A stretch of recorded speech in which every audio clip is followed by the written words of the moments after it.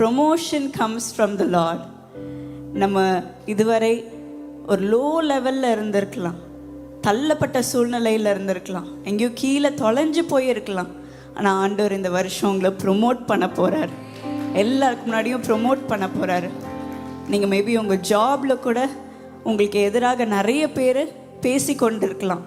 உன்னால் மேலே வர முடியாது, உன்னால் இந்த பொசிஷனுக்கு வர முடியாது, நான் உன்னை ஒன்றும் இல்லாமல் செஞ்சிருவேன் அப்படின்ட்டு சொல்லியிருக்கலாம். நான் உனக்கு எதிராக எல்லாம் தப்பாக தான் நான் போட்டு கொடுக்க போகிறேன் அப்படின்னு அவங்க செய்து கொண்டு இருக்கலாம். ஆனால் எதுவும் வாய்க்காதே போகும். ஆண்டவர்கிட்டருந்து வர ப்ரொமோஷன் அது நிலை நிற்கும். யாராலும் எடுக்க முடியாது, அந்த டிசிஷன் யாராலும் எடுக்க முடியாது. ஆண்டவர் கொடுத்துட்டாரு அப்படின்னா அது நிலை நிற்கும், அது பெஸ்ட்டாக இருக்கும். ஆண்டவர் உங்களுக்கு இதை செய்கிறார். இப்பொழுதே அதை பெற்றுக்கொள்வோம்.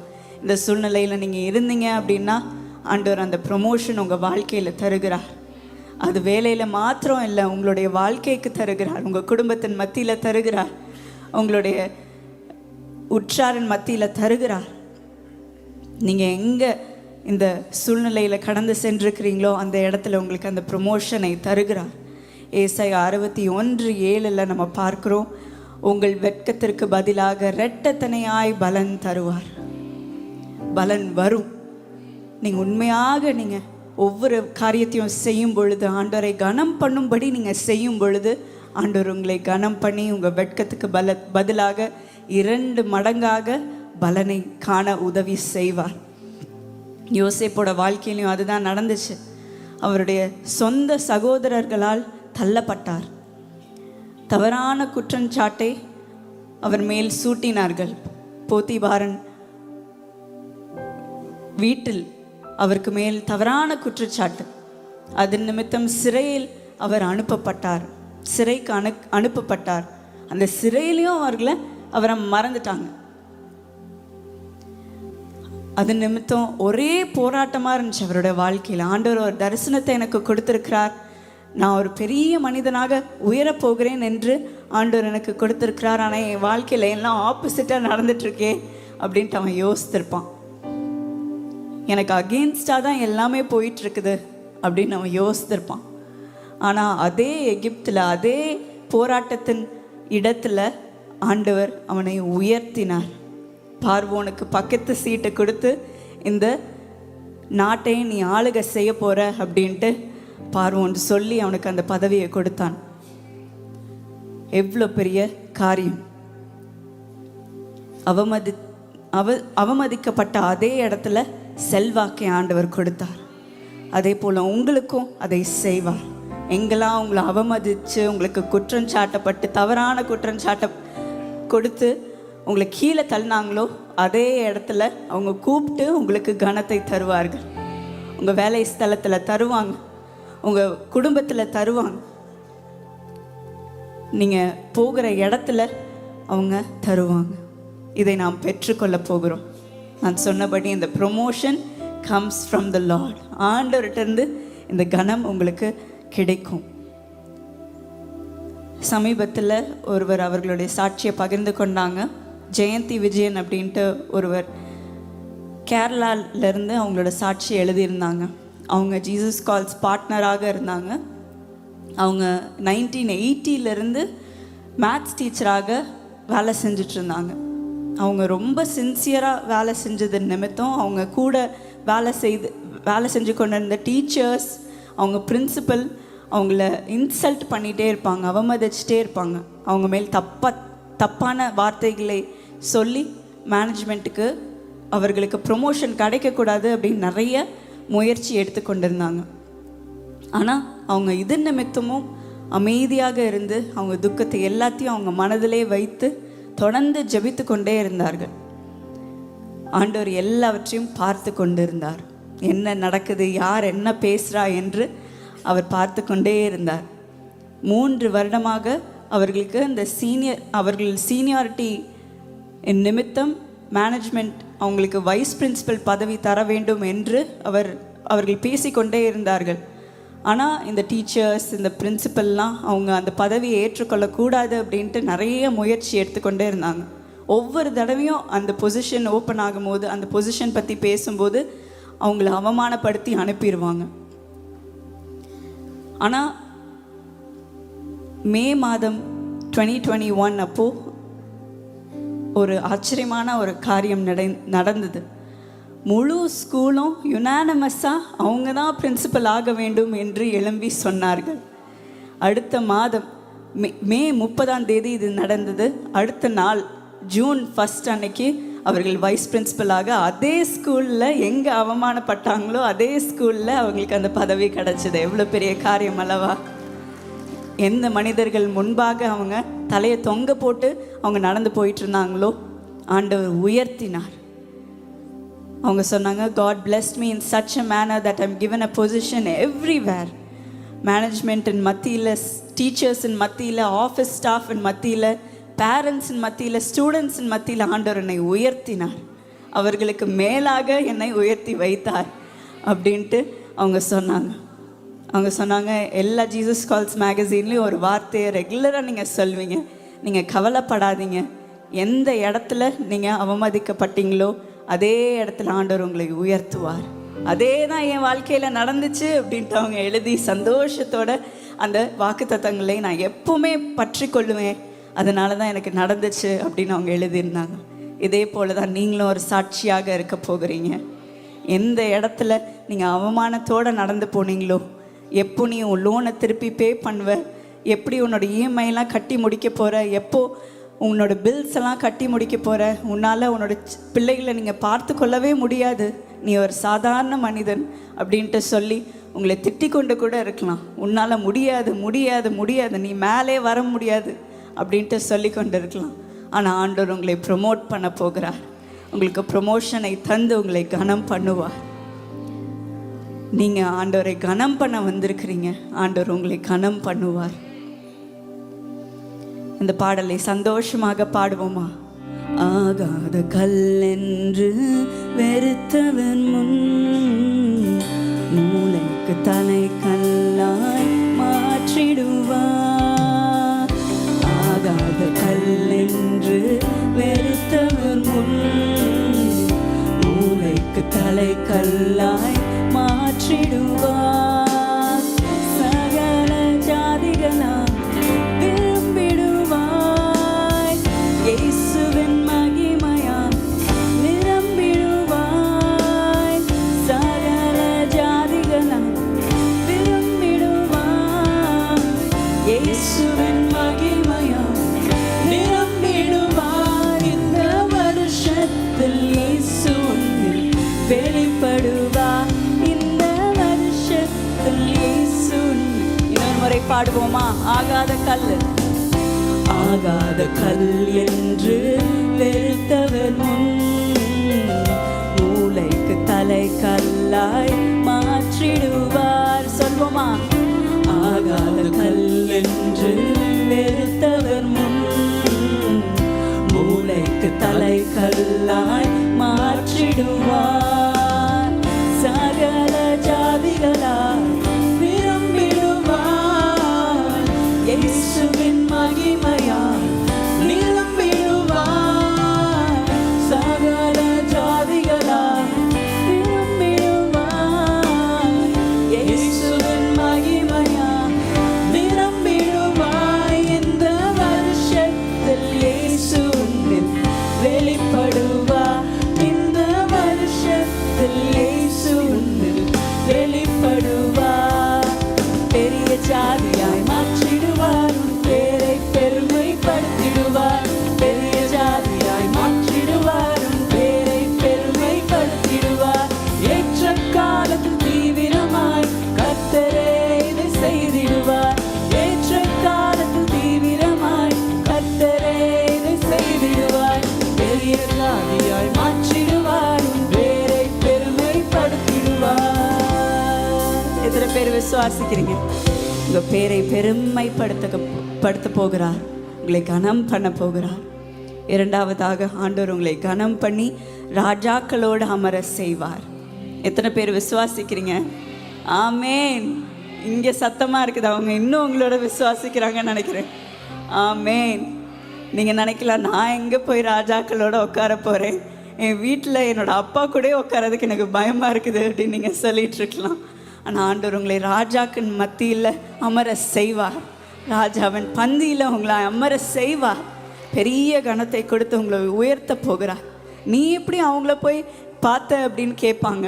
ஆனால் அவர்களே உங்களை தேடி வந்தார்கள் அப்படின்ட்டு நீங்கள் சொல்ல போகிறீங்க. என்ன தேடி வந்தாங்க என்று நீங்கள் சொல்ல போகிறீங்க. இயேசு உங்களுக்குள்ளே இருக்கிறது நிமித்தம் இதை உங்களுக்கு செய்வார். 1 சாமுவேல் 2:8 நம்ம பார்க்குறோம். அவர்களை பிரபுக்களோடே உட்கார வைப்பார் என்று நாம் பார்க்கிறோம். இதே போல தான் உங்களுக்கு செய்ய போகிறார். தாவீதின் வாழ்க்கையில் அதை தான் நம்ம பார்க்குறோம். அவன் மெய்ப்பர் வயல்களில் அவர் ஆடு மேய்த்து கொண்டிருந்தான். ஆனால் ஆண்டவர் அவனை அரண்மனைக்கு கொண்டு போய் அபிஷேகம் பண்ணினார். ஆண்டவர் உங்களுக்கும் இதை தான் செய்கிறார். உங்களை ராஜாவாக கனம் பண்ண போகிறார். ராஜாக்களோட அமர செய்ய போகிறார். யாராலையும் அந்த அழைப்பை தடுக்கவே முடியாது. அந்த பெயரை எடுக்கவே முடியாது. ஆண்டவர் உங்களை அழைத்தார்னா உங்களை கைவிடவே மாட்டார். ஆண்டவர் உங்களுக்கு இதை செய்கிறார். ஒரு யங் லேடி, அவங்க ஒரு சிம்பிள் பேக்ரவுண்டில் இருந்து தான் இருந்தாங்க. அவங்க ஒரு கார்ப்பரேட் கம்பெனியில் ஒரு சின்ன வேலை பார்த்துட்டு இருந்தாங்க. ஒருத்தவங்களுக்கு அசிஸ்டண்ட்டாக வேலை பார்த்துட்டு இருந்தாங்க. அவங்க ஆஃபீஸில் இருந்த டேபிள் வந்து கான்ஃபரன்ஸ் ரூம் பக்கத்தில் இருந்துச்சு. இந்த கான்ஃபரன்ஸ் ரூமில் பெரிய பெரிய மீட்டிங்ஸ்லாம் நடக்கும். பெரிய பெரிய ஆட்கள் வந்து அந்த கம்பெனி தலைவர்கள்லாம் வந்து பெரிய பெரிய டிசிஷன்ஸ் அந்த கம்பெனிக்காக எடுப்பாங்க. அந்த ரூம் பக்கத்தில் தான் அவங்க டெஸ்க் இருந்துச்சு. அவங்களோட வேலை என்னென்னா அந்த ரூமை போய் மோஸ்ட்டாக க்ளீன் பண்ணுறது, அங்கே இருக்கிற அந்த ஃபைல்ஸ் எல்லாம் அடுக்கி வைக்கிறது தான் அவங்களோட டியூட்டியாக இருந்துச்சு. அவங்க ஒவ்வொரு நாளும் பார்ப்பாங்க. பெரிய பெரிய ஆட்கள் இந்த மேனேஜ்மெண்ட்லேருந்து போர்டு மெம்பர்ஸ்லாம் நடந்து போய் அந்த பெரிய கான்ஃபரன்ஸ் ரூமில் ஒவ்வொரு காலையிலையும் உட்காந்து டிசிஷன்ஸ் எடுப்பாங்க.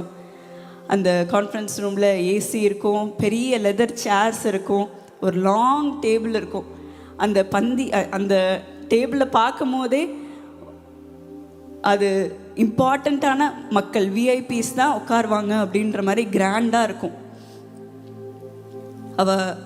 சில டைம்ஸ் அவக்குள்ளே யோசித்துப்பா, ஆண்டவரே ஒரு நாள் இந்த இடத்தை போல் எனக்கு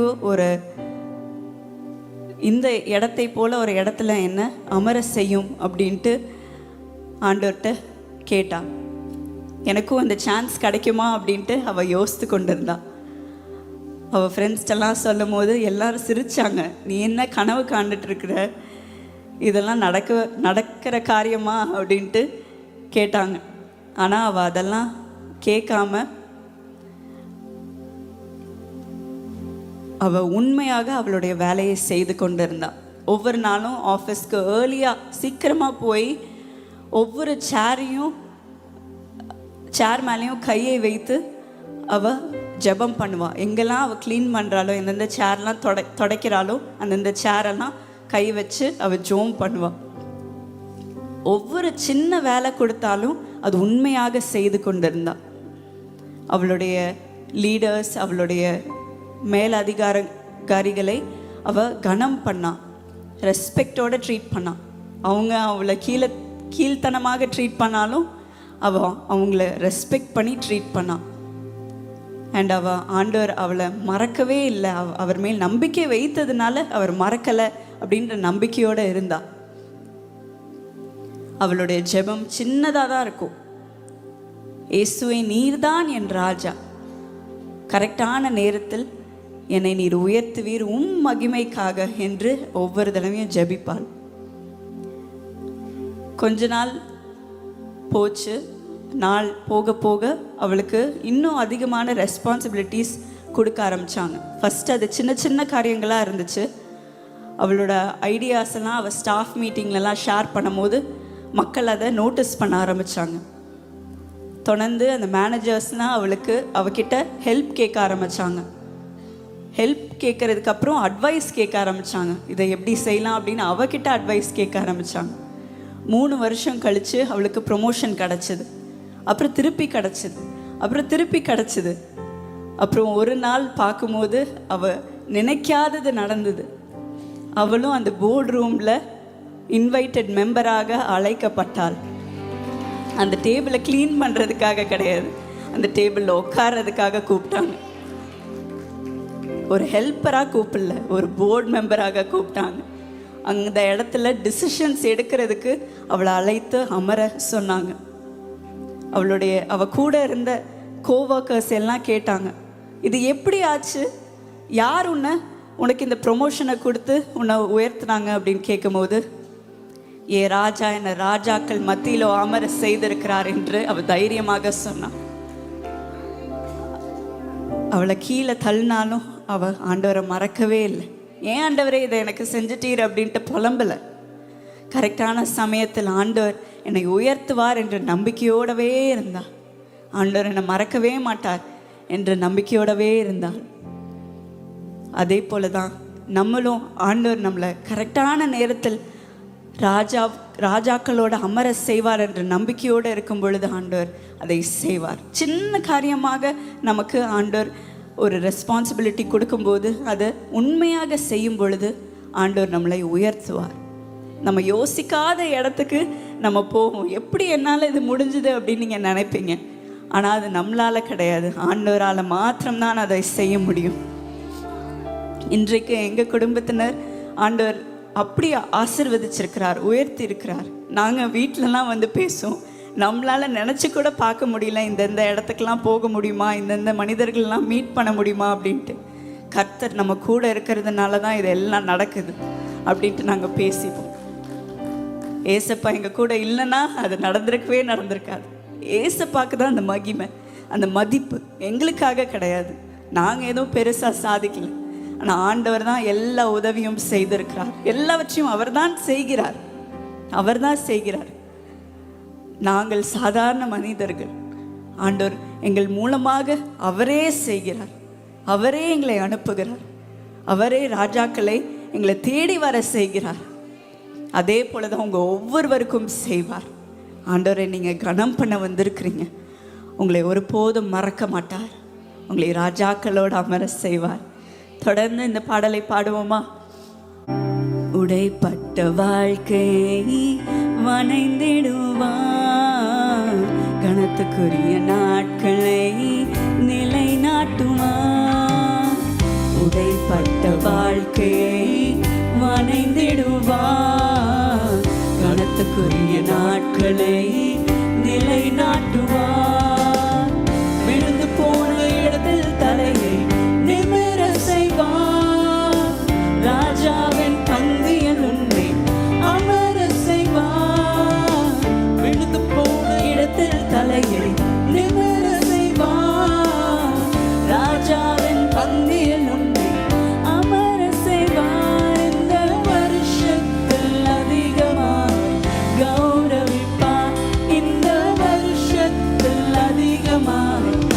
இன்னொரு முறை பாடுவோம். உடைக்கப்பட்ட வாழ்க்கையை வணைந்திடுவார், கணத்துக்குரிய நாட்களை நிலைநாட்டுவார். நம்பிக்கையோட உடைப்பட்ட வாழ்க்கையை வணைந்திடுவார், கணத்துக்குரிய நாட்களை நிலைநாட்டுவார்.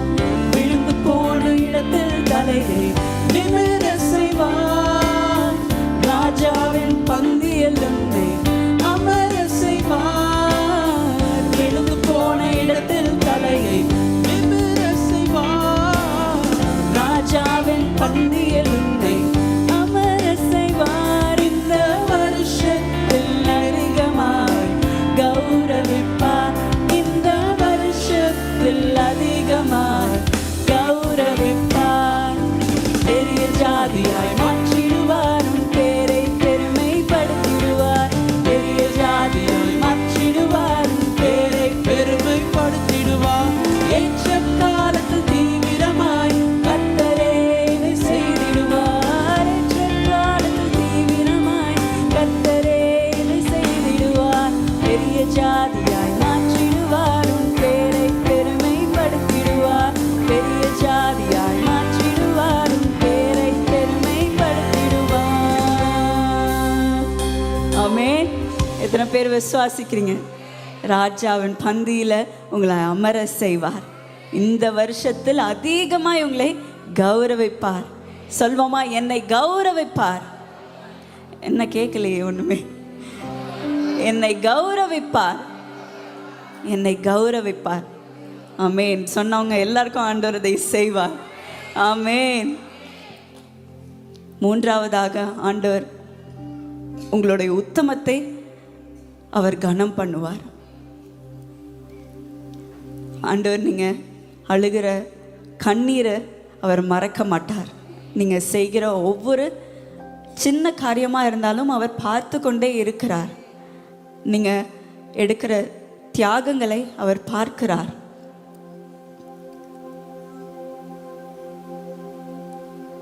இரவு நேரத்தில் நீங்கள் கஷ்டத்தோடு உழைக்கிறத அவர் பார்க்கிறார்.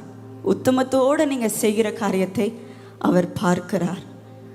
அதனால நம்ம வேதத்தில் பார்க்குறோம். நீதிமொழிகள் 22:29 அதை வாசிக்க கேட்போமா? தன் வேலையில் ஜாக்கிரதையா இருக்கிறவனை நீ கண்டால் அவன் நீசருக்கு முன்பாக நில்லாமல் ராஜாக்களுக்கு முன்பாக நிற்பான். ஆமென். ஆண்டவர் உங்களுக்கு அதை செய்வார். நீங்கள் உங்கள் வேலையில் ஜாக்கிரதையாக இருக்கும்போது ராஜாக்களுக்கு முன்பாக உங்களை நிற்க செய்வார். ஆண்டவர் உங்கள் ஒவ்வொரு மூவியும் பார்த்துட்ருக்கிறார், நடக்கையை பார்த்துட்ருக்கிறார். நீங்கள் சொல்லலாம், யாருக்கு நான் செய்கிறது தெரிய போகுது, நான் எதுக்கு இவ்வளோ கஷ்டப்பட்டு உழைக்கணும் அப்படின்னு நீங்கள் சொல்லலாம். ஏன் இவ்வளோ பாடுகள் எனக்கு அப்படின்னு நீங்கள் சொல்லலாம். ஆனால் ஆண்டவர் ஒவ்வொரு காரியத்தையும் பார்த்து கொண்டு இருக்கிறார். அவர் ராஜாதி ராஜாவாக இருக்கிறார், சர்வ வல்ல தெய்வனாக இருக்கிறார். ஆனாலும் உங்கள் மேல் அவர் கண்ணோக்கமாக இருக்கிறார். உங்கள் சிறுமையின் மேல் கண்ணோக்கமாக இருக்கிறார். அவருக்கு தெரியும் எப்போ உங்களை உயர்த்தணும் அப்படின்ட்டு. அது வரைக்கும் அந்த சகோதரி செய்தது போல் நம்ம அமைதியாக நம்ம துக்கத்தை எல்லாத்தையும் ஆண்டவர் இடத்தில் பகிர்ந்து கொள்ள வேண்டும். அண்ட் நம்ம வேலையில் உண்மையாக இருக்க வேண்டும். யாரும் பார்க்கல என்னுடைய ஹார்ட் ஒர்க் எல்லாம் அப்படின்னு நம்ம விட்டுறக்கூடாது. தொடர்ந்து அதை உண்மையாக செய்யும் பொழுது ஆண்டவர் நம்மளை சரியான நேரத்தில் ராஜாக்களுக்கு முன்பாக நிற்க வைப்பார். அதுதான் தானியேலும் அவனுடைய நண்பர்களும் செய்த காரியம். அவர்களுடைய எக்ஸலன்ஸ், உத்தமம், நம்பிக்கையின் நிமித்தம் அரண்மனையோட கதவுகள் அவர்களுக்கு திறக்கப்பட்டது. தானியேல் 1:8 நம்ம பார்க்குறோம். தானியேல் அவனை தீட்டுப்படுத்தவில்லை. அவன் உத்தமமாக இருந்தான். அவனுடைய காரியத்தில் கரெக்டாக இருந்தான். நான் இதை செய்ய மாட்டேன் அப்படின்னா நான் அதை செய்ய மாட்டேன். நீங்கள் யாராக இருந்தாலும் நீங்கள் என்ன சொன்னாலும் சரி, நான் அதை செய்ய மாட்டேன் அப்படின்ட்டு உண்மையாக இருந்தான். யாரும் பார்க்காத நேரத்தில் கூட அவன் உண்மையாக இருந்தான். ஆண்டவர் என்னை பார்த்து கொண்டிருக்கிறார் என்ற ஒரு வைராக்கியம். தானியேல் 1:17 நம்ம பார்க்குறோம். இது நிமித்தம் ஆண்டவர் அவனுக்கு ஞானத்தையும் அறிவையும் சாமர்த்தியையும் கொடுத்தார். சகல அந்த வசனத்தை வாசிக்க கேட்போமா? தானியேல் 1:17. இந்த 4 வாலிபருக்கும் தேவன் சகல எழுத்திலும் ஞானத்திலும் அறிவையும் சாமர்த்தியத்தையும் கொடுத்தார். தானியேலை சகல தரிசனங்களையும் சொப்பனங்களையும் அறியத்தக்க அறிவுள்ளவன் ஆக்கினார். ஆண்டவர் அதை செய்தார். அவனுக்கு திடீர்னு இது தோன்றவில்லை. ஆண்டவருக்கு முன்பாக உண்மையாக இருந்ததுனால ஆண்டவர் இதை அவனுக்கு கொடுத்தார். இந்த 4 பேருக்கு கொடுத்தார். இதன் நிமித்தம் தானியேல் மற்ற ராஜாக்களுக்கு முன்பாக, அதிகாரிகளுக்கு முன்பாக ஆண்டவருடைய மகிமையை காண்பித்தார்கள். தானியேல் 2:48 நம்ம பார்க்கிறோம். பின்பு ராஜா தானியேலை பெரியவனாக்கி அவனுக்கு அநேகம் சிறந்த வெகுமதிகளை கொடுத்து அவனை பாபிலோன் மாகாணம் முழுதுக்கும் அதிபதியாகவும் பாபிலோனில் உள்ள சகல ஞானிகளின் மேலும் பிரதான அதிகாரியாகவும் நியமித்தான். பாபிலோன் முழுவதிலும் அவனை பாபிலோன் முழுதுக்கும் அவனுக்கு ஆக்கி அதிகாரியாக்கினார். அந்த ராஜா அவனுடைய ஞானத்தை பார்த்து அவனுக்கு அவ்வளோ அதிகாரத்தை கொடுத்தார். உண்மையாக இருந்ததுனால, எக்ஸலண்ட்டாக இருந்ததுனால அவனை தேர்ந்தெடுத்து அவனை உயர்த்தினார். அவன் அந்த ஊருக்கு போகும்போது, பாபிலோனுக்கு போகும்போது ஒரு அடிமையாக சென்றான். ஆனால் ஆண்டவர் அவனை அந்த ராஜாவின் மூலமாக ஒரு அதிபதியாக உயர்த்தினார். ஏன் இப்படி நடந்தது அப்படின்னு நம்ம பார்க்கும்போது, தானியேல் 6:10 நம்ம பார்க்குறோம், 3 வேளை அவன் முழங்கால் படியிட்டு ஜெபம் பண்ணினான். ஆண்டவரை மறக்கவே இல்லை. அந்த கிஃப்ட்ஸ், அந்த தாளந்து, அந்த ஸ்கில்ஸ் எல்லாம் கொடுக்கும்போது ஆண்டவரை மறக்கவே இல்லை. அவனுடைய வேலையில் அவன் உத்தமமாக இருந்தான். நான் ஆண்டவர்கிட்ட ஜெபிக்க வேண்டும், என்னோட ஸ்கில்லில் நான் சிறந்தவனாக இருக்க வேண்டும் அப்படின்ட்டு அவன் உண்மையாக ஒவ்வொரு காரியத்தையும் செய்தான். அதனால எல்லா பப்ளிக் முன்பாக, எல்லா ராஜாக்கள் முன்பாக ஆண்டவர் அவனை உயர்த்தினார். வேதத்தில் நம்ம தொடர்ந்து வாசிக்கிறோம். தானியேல் 1:20 நம்ம பார்க்கிறோம், ஞானத்துக்கும் புத்திக்கும் அடுத்த எந்த விஷயத்தில் ராஜா அவர்களை கேட்டு விசாரித்தானோ அதிலே தன் ராஜ்யம் எங்குமுள்ள சகல சாஸ்திரிகளிலும் ஜோசியரிலும் அவர்களை 10 மடங்கு சமர்த்தராக கண்டான். ராஜாக்களுக்கு நிறைய அட்வைசர்ஸ் இருப்பாங்க, நிறைய ஜோசியக்காரர்கள் இருப்பாங்க. என் ஃப்யூச்சர் எப்படி இருக்க போகுது அப்படின்ட்டு சொல்கிறதுக்கு நிறைய பேர் இருப்பாங்க. ஆனால் அவங்க எல்லாமே பெஸ்ட்டாக இருப்பாங்க. ராஜாக்கள் கூட இருக்கிறவங்கெல்லாம் சாதாரண ஆட்களாக இருக்க மாட்டாங்க. ரொம்ப ஹம்பிளான, ரொம்ப ஸ்டார்டிங் ஸ்டேஜில் இருக்கிறவங்களாக இருக்க மாட்டாங்க. எல்லாமே சிறந்தவர்களாக தான் இருப்பாங்க. அவங்கள விட 10 மடங்கு சிறந்தவனாக தானியேல் காணப்பட்டான். இது எல்லாமே ஆண்டவர் மேலே அவன் உண்மையாக இருந்தது படியால், ஜெபம் பண்ணபடியால், அவரது இடத்திலிருந்து தாளந்துகளை பெற்றபடியால் 10 மடங்கு அவர்கள் விட அவன் பெரிய சமர்த்தராக இருந்தான். ஆண்டவர் மேல் அவன் நம்பிக்கையாக இருந்தது நிமித்தம் அவனுக்கு ஆபத்து வந்த நேரத்தில் கூட ஆண்டவர் அவனுக்காக வந்து நின்றார். அந்த சிங்க கெபியில் அவர்கள் அவன் மேல் குற்றஞ்சாட்டி அவனை தள்ளினார்கள். ஆனால் அந்த நேரத்தில் ஆண்டவர் அவனை கைவிடவே இல்லை. ஆண்டவர் வந்து நின்றார். ஒரு தேவதூதனை அனுப்பி அந்த சிங்கத்தோடைய வாய்களை அடைத்து போட்டார். என்னோட மனிதனை நீ எதுவுமே செய்ய முடியாது அப்படின்ட்டு ஆபத்து காலத்தில் அவர் வந்து அவனுக்காக நின்றார். தானியேலும் அவருடைய சிநேகிதர்கள் அந்த அக்கினி சூளையில் கடந்து செல்லும் பொழுது தேவனே வந்து நின்றார். 4வது மனிதனாக வந்து நின்றார்.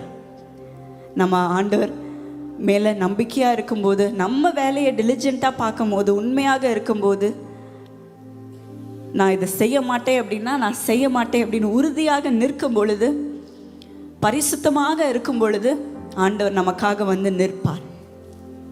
நம்மளை எல்லா ராஜாக்களுக்கும் முன்பாக கனம் பண்ணுவார்.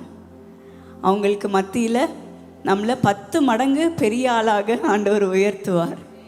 இன்றைக்கு நீங்கள் சொல்லலாம், என்னோடய தொழிலில் நான் சாதாரணமாக இருக்கிறேன் அப்படின்னு நீங்கள் சொல்லிகிட்ருக்கலாம். நான் சிறந்தவன் கிடையாது, எனக்கு பெரிய ஸ்கில் கிடையாது அப்படின்னு நீங்கள் சொல்லிகிட்ருக்கலாம். ஆனால் உத்தமமாக நீங்கள் ஒவ்வொரு காரியத்தையும் சின்சியராக செய்யும் பொழுது ஆண்டவர் உங்களை உயர்த்துவார். உங்கள் உண்மையை அவர் பார்ப்பார். உங்களுடைய எல்லா எஃபர்ட்ஸையும் பார்ப்பார். சின்சியரிட்டியை அவர் பார்ப்பார். ஏற்ற காலத்தில் உங்களை உயர்த்துவார். தானியேலை பார்க்கும் பொழுது அவன் சரியான காரியத்தை தேர்ந்தெடுத்து செய்தான், பரிசுத்தமாக வாழ்ந்தான். அதனால கர்த்தர் அவன் மேல் தயவாய் இருந்தார். ராஜாக்கள் அவனை கனம் பண்ணினார்கள். கர்த்தர் அவனை காத்து அவனுக்காக வந்து நின்றார். எவ்வளோ பெரிய காரியம்! ஆண்டவர் உங்களை ஒருபோதும் கைவிடவே மாட்டார். வெட்கத்தின் மத்தியில் அனுமதிக்கவே மாட்டார். ஆண்டவர் உங்களுடைய தலையை உயர்த்துவார். 10 மடங்காக நீங்கள் மற்றவங்களோட சிறந்தவர்களாக இருப்பீங்க.